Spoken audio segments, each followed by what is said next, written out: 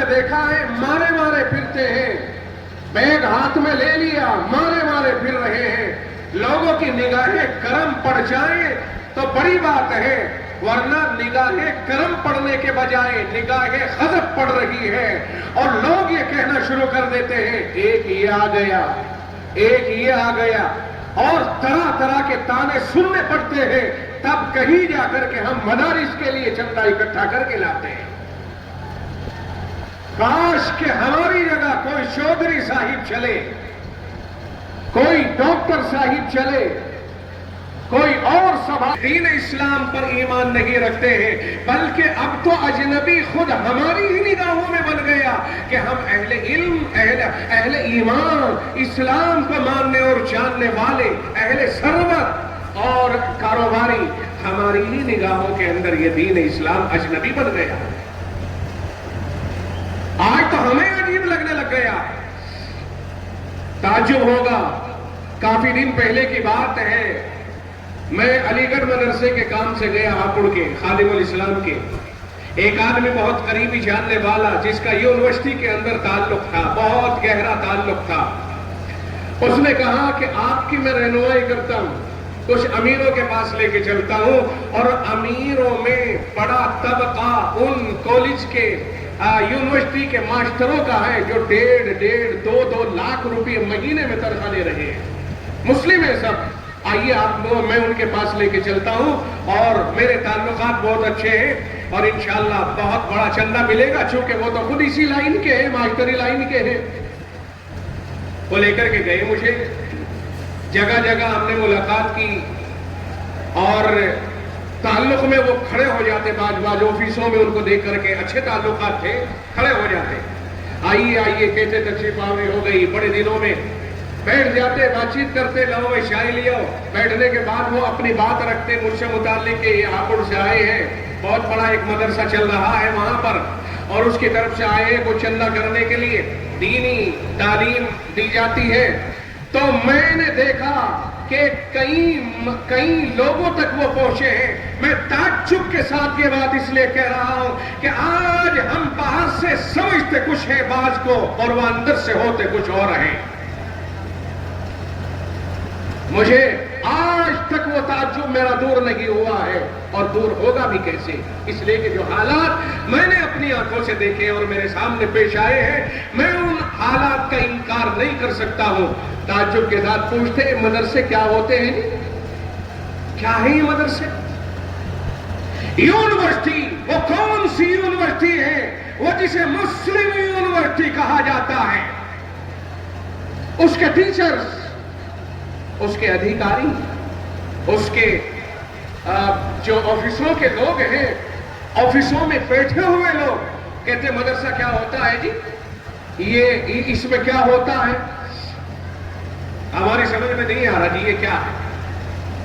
پھر وہ کون سے ماحول میں رہتے ہیں، وہ کیا کرتے ہیں، ہماری سمجھ میں پھر ان کا ماحول نہیں آ رہا ہے۔ وہ کون سے ماحول میں ہے؟ کیا انہیں دہریہ کہا جائے؟ معاذ اللہ، نہیں، ہم تو نہیں کہیں گے، ہم تو کہیں گے کہ وہ اہل علم بھی ہے، اہل ایمان بھی ہے، مضبوط ہے، لیکن کمی ہماری ہے شاید کہ ہم نے ان تک یہ چیز نہیں پہنچائی ہے، یہ نظام نہیں پہنچایا ہے۔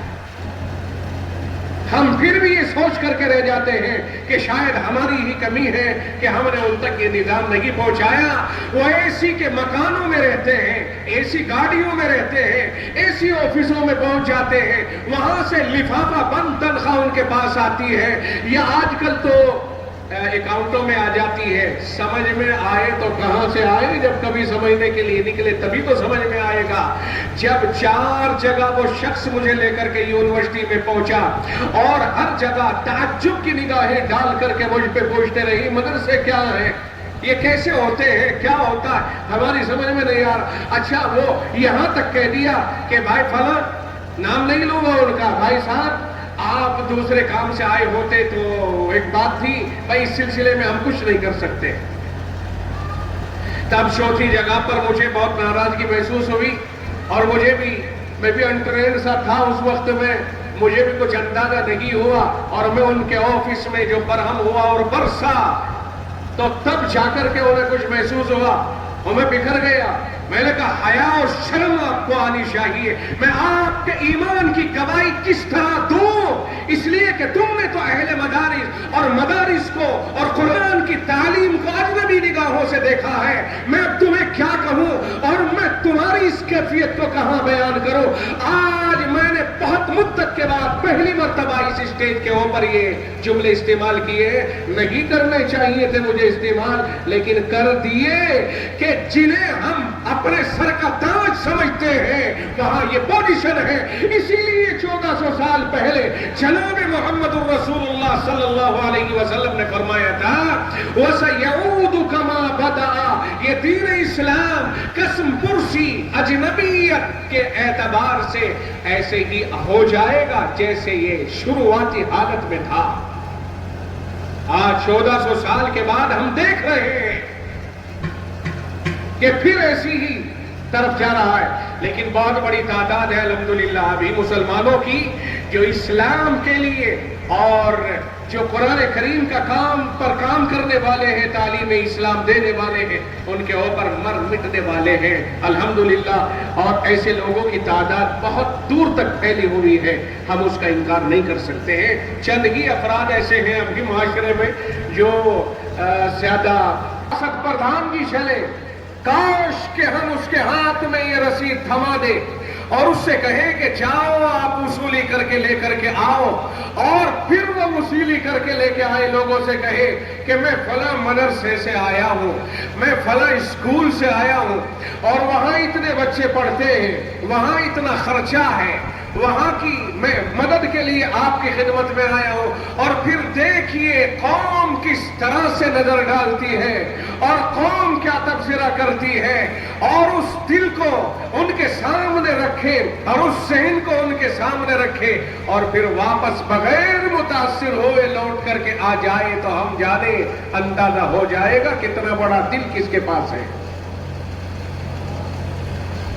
یہ مولوی کا دل ہے، یہ مولوی کا دماغ ہے، یہ مولوی کی سوچ ہے کہ کبھی بھی وہ لوگوں کی کمزور باتوں سے متاثر ہو کر کے مدرسوں کو چھوڑ کر نہیں بھاگتا.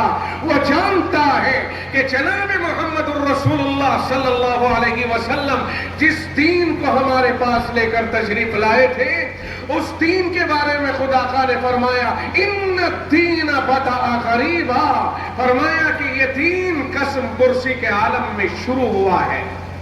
اس دین کی ابتدا، اس دین کا آغاز اجنبیت کے اعتبار سے، اجنبی ہونے کی حالت میں اس دین کا آغاز ہوا ہے.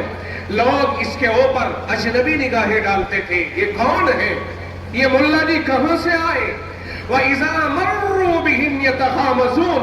اور لوگ جب ان کے پاس سے مسلمان گزرتے تھے تو لوگ ان کی طرف اشارے کر کر کے کہتے تھے کہ دیکھو یہ جا رہے ہیں، اور ان کی ہتک کرتے، توہین کرتے. اللہ کے نبی علیہ السلام نے تسلی دیتے ہوئے فرمایا ان الدین بدأ غریبا. دین اسلام کی ابتدا قسم پرسی اور اجنبیت کی حالت میں ہوئی ہے. وَسَيَعُودُ كَمَا بَدَأَ. اور اہل علم کے لیے کہہ رہا ہوں وَسَيَعُودُ كَمَا بَدَأَ. آقا نے فرمایا آگے چل کر کے پھر اس کی یہی حالت ہو جائے گی جیسی ابتدا میں حالت تھی کہ لوگ اجنبی سمجھتے تھے، لوگ اسے تعجب کی نگاہوں سے دیکھتے تھے. لوگ ان اہل اسلام کی طرف اور اہل علم کی طرف اور جناب محمد الرسول اللہ کے شاگردوں کی طرف، صحابہ کی طرف، ابو بکر کی طرف، عثمان و علی اور تمام صحابہ کی طرف مکہ مکرمہ کے زمانے میں عجیب عجیب نگاہیں ڈال کر کے دیکھتے اور اشارے کرتے، مذاق اڑاتے اور اپنے آپ کو برتر اور اعلیٰ اور بالا کہتے. اللہ کے نبی علیہ السلام نے فرمایا ایک زمانہ لوٹ کر کے آئے گا کہ پھر دین اسلام لوگوں کی نگاہوں میں اجنبی بن جائے گا. لیکن اب عوام میں سے ان لوگوں کی نگاہوں میں ہم دیکھ رہے ہیں اجنبی نہیں، جو لوگ دین اسلام پر عمل علم نہیں رکھتے، مطلب قریب نہیں ہے، اجنبی سا محسوس کرتے ہیں.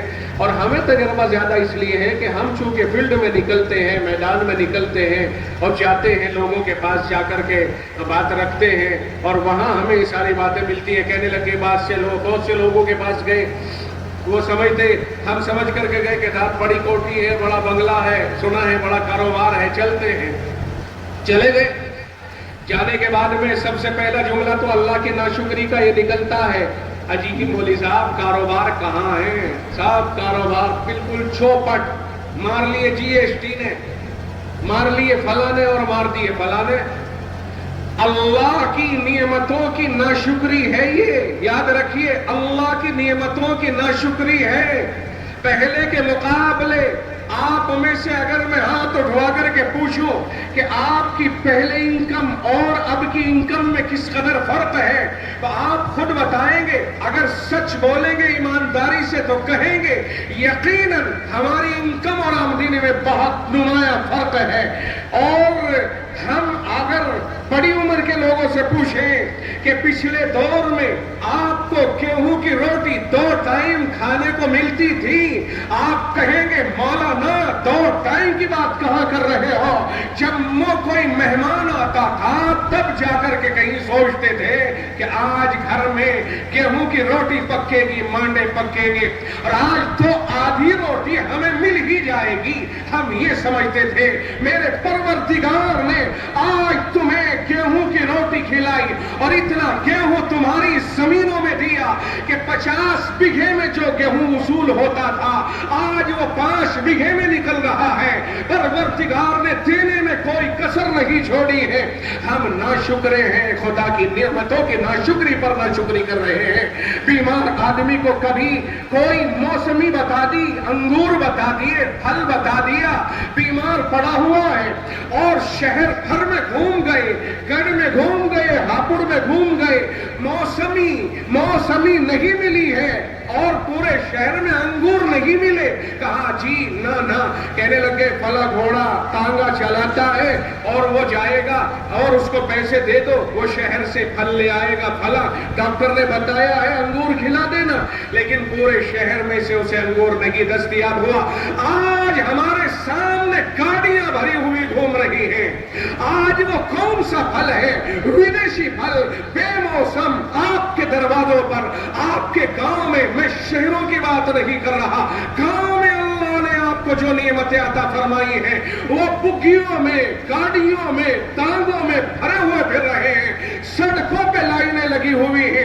آپ نکلیے, ابھی آپ کے علاقے میں آم نہیں آیا, آپ کو باہر 1 مہینہ ہو گیا, آپ کو سڑکوں کے اوپر آم کی کریٹیں سجی ہوئی نظر آئے گی اور 10-15 طرح کا آم اس علاقے کے اندر نظر آئے گا. وہ کون سی نعمت ہے جو رب ذوالجلال نے ہمیں عطا نہ فرمائی ہو؟ لیکن ہم ہیں کہ نہیں, نعمتوں کی ناشکری کرتے کرتے یہاں تک پہنچ جاتے ہیں کہ جی ہے ہی نہیں کچھ. اور جب کبھی اپنا موقع آتا ہے یا دکھاوے کا موقع آتا ہے وہاں سب کچھ نکل آتا ہے. معلوم نہیں کہاں وہاں چھپا کر کے رکھا ہوا تھا. آج کے مقابلے پہلے دور کے اعتبار سے میں آپ سے پوچھتا ہوں کہ نہ جانے کتنے ہیں کہ ہم نے اپنی آنکھوں سے دیکھا ہے کہ پیدل سفر کریا کرتے. کہا گاڑی سے گھوم کر جائیں گے تو جنگل کے مقابلے کرایہ بھی لگے گا, دور بھی پڑے گا. جنگل کے راستے 10 کلومیٹر ہے, بس کے راستے 25-30 کلومیٹر ہے, لہذا ہم جنگل 10 کلومیٹر کا سفر کر کے نکل جائیں گے. پیسہ بچے گا, ننگے پیر جا رہا ہے, جوتے کیوں نہیں پہنتا. کہاں گھس جائیں گے, ٹوٹ جائیں گے. گاؤں کے قریب جا کر کے پیر دھو کر کے مہمان جوتے پہنتا. نہ جانے کتنے لوگ ہم میں سے ایسے تھے جو اس طرح کیا کرتے تھے, جوتوں کو آتے ہی دھو کے رکھ دیے, ننگے پیر گھوم رہے ہیں. کہنے لگے نہیں, جوتے اگر ٹوٹ گئے تو کہاں سے پہنیں گے.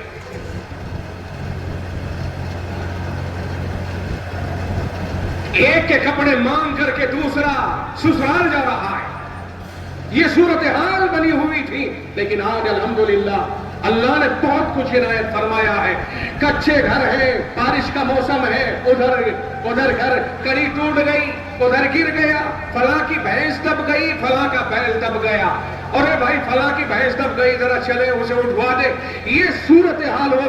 آج تو الحمدللہ منزل پہ منزل چڑھا رہے ہیں. پیسوں کی اللہ کی طرف سے کمی نہیں ہے, دولت بہت دی ہے. نیتیں اگر کمزور ہو تو کیا کرو گے؟ جس رب نے دیا ہے اگر اس رب کے نعمتوں کی ناشکری ہمارے اندر اتر جائے تو اب کیا کریں؟ ورنہ تو اللہ نے بہت دیا ہے.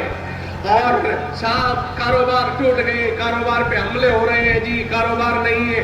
میں پوچھتا ہوں یہ مدرسہ ہے، مدرسوں کی برکتیں ہی الگ ہوتی ہیں، مسجدوں کی برکتیں ہی الگ ہوتی ہیں. آپ کسی کھیت میں، آپ کسی جنگل میں کوئی مدرسہ، کوئی مسجد قائم کر لے، اللہ اپنے گھر کو آباد کرنے کے لیے آبادی بھیج دیتا ہے. او مکہ مکرمہ جہاں آج دنیا کی دولتیں ہیں، نعمتیں ہیں، شہرتیں ہیں، جس وقت میں وہاں پر اللہ کا گھر بنا دیا گیا، سیدنا اسماعیل علیہ السلام کو وہاں بسا دیا گیا.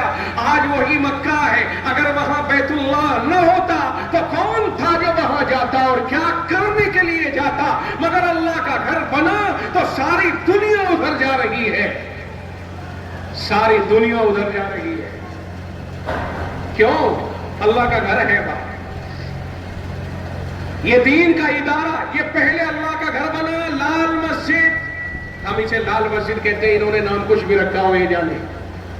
یہ لال مسجد بنی، پرشکوہ عمارت، چلنے والوں کو اپنی زبان حال سے گویا آواز دیتی ہے کہ او جانے والے کہاں جا رہا ہے؟ آ میری طرف، میں اللہ کا گھر ادھر ہوں تو کہاں جا رہا ہے؟ جانے والے رکتے ہیں، مسجد گویا بلا رہی ہے، رک کر کے یہاں نماز پڑھتے ہیں اور ملاقاتیں کرتے ہیں. واقعہ یہ ہے کہ اللہ کا فضل و کرم ہے. آج دیکھیے آپ، آج دیکھیے، میں سمجھتا ہوں قریب ہزاروں لوگوں کو اس مسجد کی آبادی کے بعد یہاں روزگار ملا. اور وہاں سے لے کر یہاں سے آگے تک جائیے آپ، اگر آپ اس مسجد کو سبب نہیں سمجھیں گے تو پھر کس کو سبب سمجھیں گے؟ یہاں آبادی کا سبب سوائے اس مسجد کے اور کیا چیز ہے؟ آپ بتائیے. سب سے پہلے یہاں مسجد قائم ہوئی کہ نہیں ہوئی؟ پھر اس کے بعد انہوں نے مدرسہ قائم کیا. آج مدرسہ الحمدللہ پھیلا ہوا ہے اور اس کی عمارت کو دیکھ دیکھ کر کے لوگ کہتے ہیں ہم بھی ایسی ہی بنائیں گے، ہم بھی ایسا نظام بنائیں گے. نظام پوچھ کے جاتے ہیں، ہم بھی ایسا نظام قائم کریں گے. ہم نے بھی مشورہ دیا ہے پورے نظام کو دیکھ کر کے بہت سے لوگوں کو کہ ایسا نظام بناؤ جیسا سرور پور میں مولوی رضوان اور ان کی بھائیوں نے اور ان کے مشیروں نے بنا رکھا ہے اور ان کے رفقائے کار نے بنا رکھا ہے. کامیاب نظام ہے. جن کی بچیاں پڑھتی ہیں اس نظام کا علم تو صحیح معنی میں ان کو ہے. جن کی بچیاں اور بچے یہاں سے فائدہ اٹھا رہے ہیں. یہ کوئی البیلی کہانی نہیں سنا رہا ہوں، یہ نفس الامر میں اور واقع میں جو نظام قائم ہے میں اس کا حال بتا رہا ہوں کہ ہم سب کو کوشش کرنی چاہیے. جب ہم کوشش کریں گے اللہ تعالی ہمیں عنایت فرمائے گا. کوشش کرو، کوشش کرو، انشاءاللہ العزیز کوشش کے صلے میں اللہ تعالی ہماری مدد فرمائے گا. دیکھو میں یہ کہہ رہا تھا کہ مدرسے والے اگر باہر کے بچوں کو زیادہ، یعنی چھوٹے مدرسوں والے اگر باہر کے بچوں کے اوپر زیادہ توجہ نہ کر کے گاؤں کے بچوں کے اوپر زیادہ توجہ کریں اور اپنا ایک ذہن بنائیں کہ اگر ہماری عمارت 50 بچوں کو رکھ سکتی ہے، 100 بچوں کو رکھ سکتی ہے یا 200 بچوں کو رکھ سکتی ہے تو ہم گاؤں کے بچوں کو رکھیں اور طے کریں کہ آپ کو یہی رہنا ہے. ان کے گھر والوں کو مکلف بنائیں، آپ کو ان کا کھانا یہاں پہنچانا ہے، یا مکلف بنائیں آپ کو مطبخ کی مدد کرنی ہے، ہم مطبخ چلائیں گے. پھر یہی بچے آپ کے گاؤں میں کامیاب نظام لے کر کے آئیں گے، کامیاب پود بن کے تیار ہوگی اور جدھر کو جائیں گے اس جگہ کو آپ کا نام روشن کریں گے. پھر معلوم ہوگا کہ سرور پور میں پڑھنے والے بچے ویٹ میں جا رہے ہیں، خادم الاسلام جا رہے ہیں، دیوبند جا رہے ہیں، ندوہ جا رہے ہیں، بڑے مدرسوں میں جا رہے ہیں. اس طرح نرسری مضبوط آپ تیار کریں اور ان کے باغات بڑے مدارس تیار کرتے چلے جائیں گے. یہ مشورہ جو میں دے رہا ہوں آپ کی سمجھ میں آ رہا کہ نہیں آ رہا؟ ایسا سے کمتری میں مبتلا ہو جاتے ہیں کہ صاحب ہمارے یہاں تو باہر کے بچے آ ہی نہیں رہے جی. مولوی صاحب ذرا سا باہر کے بچے ہمارے یہاں بھی بھیج دیو. بھائی کیوں بھیج دیو؟ کیا مطلب ہے؟ باہر کے بچے دکھا کر کے آپ چندہ کرنا چاہتے ہو؟ باہر کے بچے دکھا کر کے آپ یہ کرنا چاہتے ہو کہ جناب ہمارے یہاں 100 بچے پڑھتے ہیں اس لیے 100 بچوں کا مدرسہ کفیل ہے اور ہمیں چندہ دو. کیا اس صورت میں یہ شکل نہیں بن سکتی ہے کہ جب ہم گاؤں کے مستحق بچوں کو جو غریب ہیں مثلا زکوٰۃ کے حقدار ہیں مثال کے طور پر اب ہم انہیں مستقل مدرسے میں رکھ لیں اور ان کے اوپر خرچ کریں, کیا ہمارے لیے زکوٰۃ ان پر خرچ کرنا جائز ہوگا کہ نہیں ہوگا؟